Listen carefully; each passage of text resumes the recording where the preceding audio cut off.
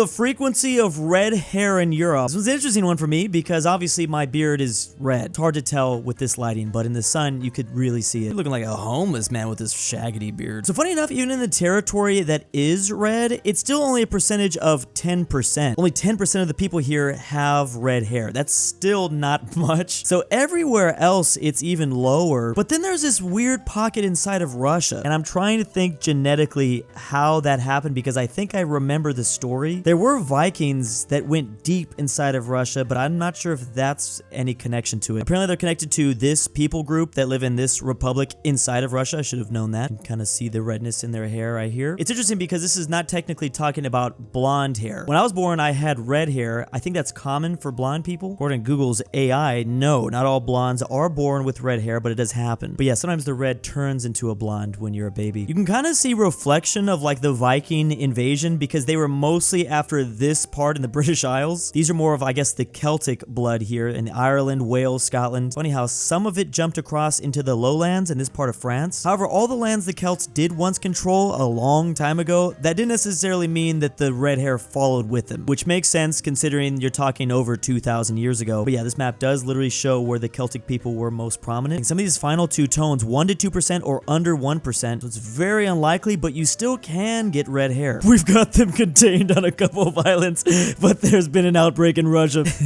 It's over. We're spreading our soullessness. The typical American lives only 18 miles from mom. Now, it definitely depends on what region of the US you're talking about. In some of the lesser populated states, the average American is only 44 miles from their mom, which makes sense. You tend to have to go further out in a lot of these places for things to be there. But then you have a dense place like New York, where most people are only 8 miles away from their mom. It's 12 miles for New England, 14 miles for the Midwest. The most interesting part of this map to me, though, is the outlier here, the deep south. I think a lot of this has to do with population density, but then you look at Mississippi, Alabama, Tennessee, and Kentucky. The average person here is only 6 miles away from their mother. That's crazy. And Alabama is a state that's pretty widely spread out. The population is kind of equally all over the place. It's not just a one massive spike in one area like in a lot of states. The only explanation for this I really can think of is it's got to be a cultural thing, really. You got Texas, Louisiana, Oklahoma, only 21 miles away from their mom, and then the Pacific states only 26 miles away. How many miles away from my mom am I? I'm 20 miles. Oh, okay, it checks out. So is this a weirdly American thing? Like,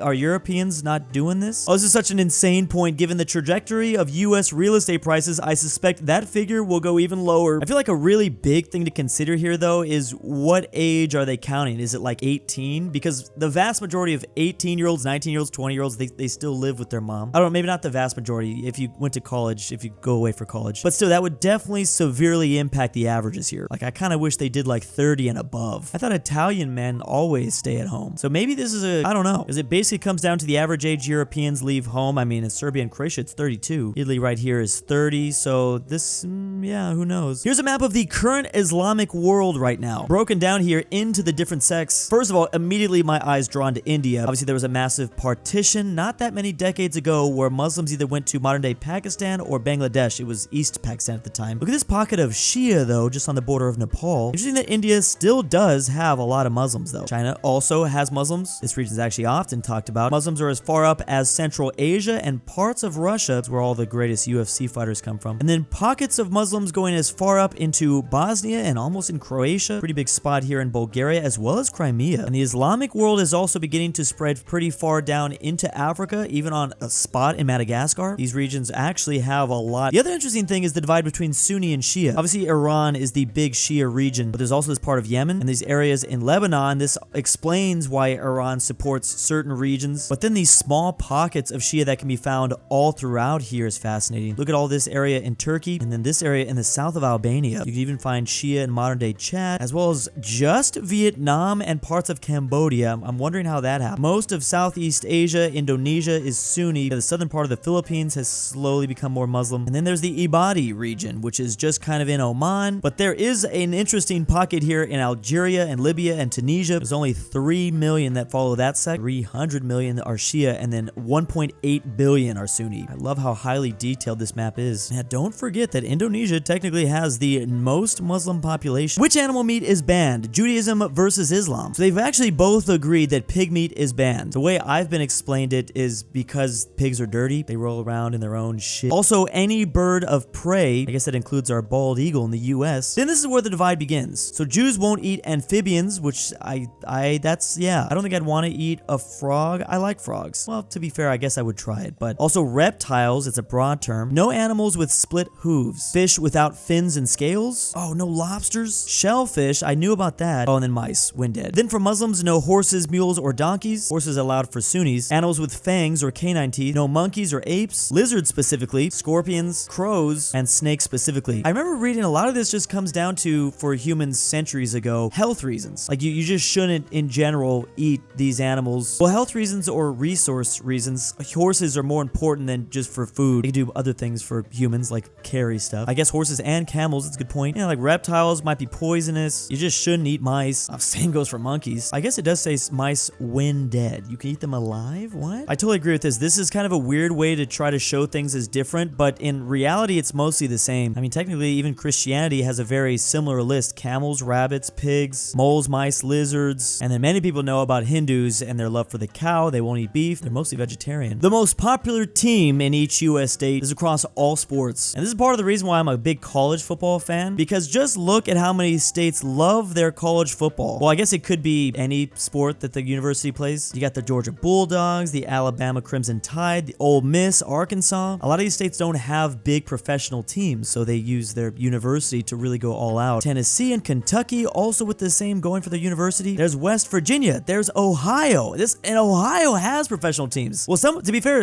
some of these states that they do have professional teams, they just still like their college more. Michigan even, that is crazy. I don't know if it's like there's just a thing that it feels more like it's representing the full state instead of maybe just the Detroit Lions, for example. There's probably also a way deeper connection when you actually go to those universities versus like it's just a professional sports team down the street. When you break down this map by category, 17 of these states are choosing NCAA football as their favorite team. Oh, there is basketball, of course. It's pretty much all NCAA football or NFL. It's interesting that New Mexico loves the Dallas Cowboys, even though, you know, this is not Texas. It's one of the only examples you can find on this map. But also the Minnesota Vikings, they love them here in South Dakota as well. Dang, North Dakota with North Dakota State University. This got to be an old map. I would assume the Raiders have got to be the top team in Nevada, right? They are really the Dodgers the top team in California? I mean, dang, there's the Niners, there's the Lakers. I don't know about that. Look at Alaska loving the Seattle Seahawks, Utah Jazz. The Cubs being #1 for baseball, not the Chicago Bulls. And the Patriots just dominated the Northeast. I wonder, this is absolutely changing, I bet. Oh, and then of course the Yankees, I should have known that. Crazy, the NBA and the MLB are tied. It really just shows how much America loves football. Surprised hockey even got in there, but I don't even know if that's accurate, to be honest. I wonder if the Raiders need a couple more years to still marinate, another decade before they get popular enough. I would agree, LSU might be more popular than this New Orleans Saints. Also, no way Oklahoma City Thunder are more popular than the Oklahoma Sooners. Yeah, see, there's a lot of that argument. Who knows what his source is? A lighthouse map of France. It's funny because even if you know what France looks like geographically, this brings things to a new perspective. Obviously, we're only covering the coastlines of France because that is, in fact, where you put lighthouses at. Or I should say any body of water, because there are lighthouses in the middle of France, and that could seem confusing. But France does, in fact, have some very nice lakes. Interestingly, they don't necessarily have lighthouses on all their lakes, though. I find the density of lighthouses also to be pretty interesting. As you can see, there's a lot more lighthouses on this Brittany Peninsula. Also, on this peninsula, it's interesting that all the lighthouses are just out here towards the east and not much on the west. I would assume this part of France doesn't need a whole lot of lighthouses just because of how, well, just like I guess it's shaped geographically. Lighthouses, after all, serve as a navigational aid and to warn boats of dangerous areas. The lack of them here probably serves that things are mostly safe and there's probably less traffic overall. And let's not forget about their island in the Mediterranean, Corsica here. They, of course, have to have lighthouses. I didn't mean to say Corsica, and of course, didn't realize how similar those two words are. There's a lot more maps stylized this way. This one is Norway. Of course, they had to give us the United Kingdom as well. Kind of surprised at the lack of lighthouses the United Kingdom has. I would think they would have a lot more. And finally, the country with the most interesting map design here, Spain, because they do have the Canaries off the coast of Africa. And then, of course, they need lighthouses that wrap around almost all of the Iberian Peninsula. Well, except for Portugal, it's just black right here. And then they do also have 3 big islands in the Mediterranean. They have pretty much their entire coastline covered in lighthouses. This map, I think, is better than the France one in a way. People just like to romanticize France, I think. The roads of the Roman Empire, circa 200 AD. Now, this was around the time the Roman Empire was at their height. As you can see, the place with the most roads is obviously going to be Rome, and those legions building roads everywhere. Interesting that Corsica was only given 1 road. Meanwhile, Sardinia's got all this. What's surprising is you don't necessarily see a proximity proximity effect to the Italian peninsula. It's not like just all the landmass near the Italian peninsula has all the roads. Like, there's still some pretty complicated roads and just lots of them all the way up into Britannia. Another place that didn't get a lot of roads is the Iberian Peninsula, and I'm assuming that's because of its rough terrain. Then again, Turkey also has a lot of rough terrain, but they still got a lot of roads.